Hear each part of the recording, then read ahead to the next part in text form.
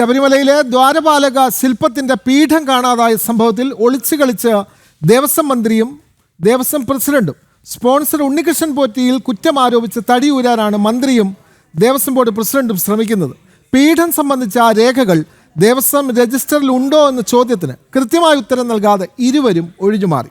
അതേസമയം ശബരിമലയിൽ സമഗ്ര പരിശോധനയ്ക്ക് ഹൈക്കോടതി ഉത്തരവിടുകയും ചെയ്തു. വിരമിച്ച ആ ജഡ്ജിയെ കൊണ്ട് അന്വേഷിപ്പിക്കണം എന്ന് ഹൈക്കോടതി നിർദ്ദേശവും നൽകി. ദേവസ്വം സ്ട്രോങ് റൂമിൽ സൂക്ഷിക്കേണ്ട പീഠം എങ്ങനെയാണ് ഉണ്ണികൃഷ്ണൻ പോറ്റിയുടെ സഹായി വാസുദേവന്റെ കയ്യിൽ എത്തിയത് എന്നതാണ് പ്രധാന ചോദ്യം. ഇതിന് ഉത്തരം നൽകേണ്ടത് ദേവസ്വം ബോർഡും. ഭക്തൻ കാണിക്കയായി നൽകുന്ന വസ്തുവകകളുടെ പൂർണ്ണ വിവരം ദേവസ്വം ബോർഡ് രജിസ്റ്ററിൽ ഉണ്ടാകണം എന്നാണ് ചട്ടം.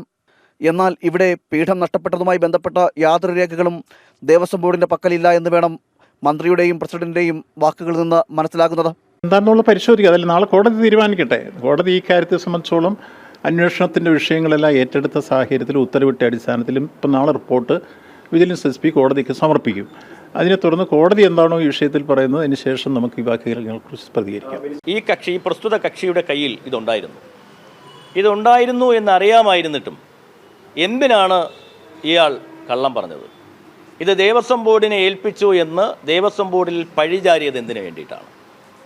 ആഗോള അയ്യപ്പ സംഗമത്തിൻ്റെ പകിട്ട് കളയുന്നതിന് വേണ്ടി ഇയാൾ കരുതിക്കൂട്ടി ചില ആളുകളുമായി നടത്തിയ ഗൂഢാലോചനയാണോ എന്ന് എനിക്ക് സംശയമുണ്ട്. ദേവസ്വം മന്ത്രിയുടെയും ദേവസ്വം പ്രസിഡന്റിന്റെയും പരാമർശങ്ങൾ ഏറെ വേദനിപ്പിച്ചെന്ന് സ്പോൺസർ ഉണ്ണികൃഷ്ണൻ പോറ്റിയുടെ സഹോദരി മിനി ദേവി പറഞ്ഞു. കാണിക്കയർപ്പിച്ച സ്വർണം മോഷ്ടിക്കേണ്ട ആവശ്യം തങ്ങൾക്കില്ലെന്നും മിനി ദേവി പ്രതികരിച്ചു. വിഷമമുണ്ട്. കാരണം ഇതിപ്പം രാഷ്ട്രീയ ചർച്ചയിലൊക്കെ വരുമ്പോഴേ നമുക്കിപ്പോൾ ആരെയും വിട്ടിയാക്കേണ്ട ഒരു കാര്യമല്ല. അതിപ്പം സ്പോൺസർ ചെയ്ത ഒരു വ്യക്തിക്ക് ഇതിപ്പം കണ്ടില്ല എന്ന് പറഞ്ഞ് സർക്കാരിനെയോ മറ്റൊരാളെയോ ഒന്നും വ്രണപ്പെടുത്തേണ്ട ഒരു കാര്യമല്ല. കാരണം അതേസമയം സ്പോൺസർ ഉണ്ണികൃഷ്ണൻ പോറ്റിയെ മാത്രം കേന്ദ്രീകരിച്ചാവരുത് അന്വേഷണമെന്ന് ഹൈക്കോടതി പറഞ്ഞു. ശബരിമലയിൽ സമഗ്ര പരിശോധന ആവശ്യമെന്ന് ഹൈക്കോടതി ഉത്തരവിട്ടു.